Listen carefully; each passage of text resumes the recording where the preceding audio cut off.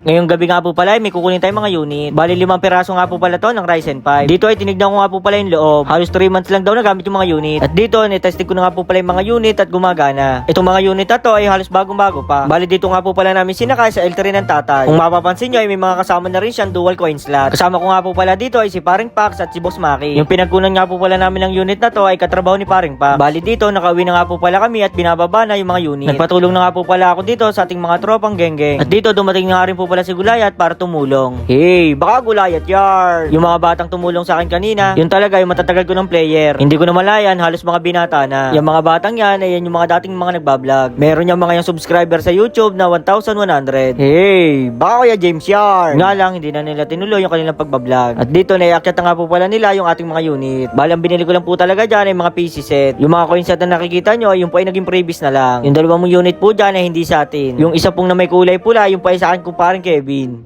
At yung isa pong nasa taas na yun ay bagong build natin. Bali, ito nga po pala yung mga monitor na kasama. 22 inch nga po pala lahat yan. Medyo dumadami-dami na nga rin po pala yung ating mga monitor. Meron pa nga po pala tayo dito mga monitor sa ilalim ng ating table. Tapos ito pa nga po pala yung isang unit natin. Baka matipuhan nyo, bilhin nyo na. Ryzen 5 4600G nga pala yan. 16GB RAM, 512GB SSD. Maganda na rin yung kanyang case. Kinabukasan nga, ibabayaran na natin yung mga unit. Kung magtataka kayo, bakit ngayon lang kinuha yung bayad? Nung tinignan po kasi namin yung unit, hindi namin alam na magkakasundo. Kaya hindi kami nakapagdala ng cash. Kaya sabi ko kay sir, kung okay lang, bukas na lang yung bayad. Pumayag naman siya at ngayon nyo lang kinuha yung bayad. Bale, hanggang doon na lang guys.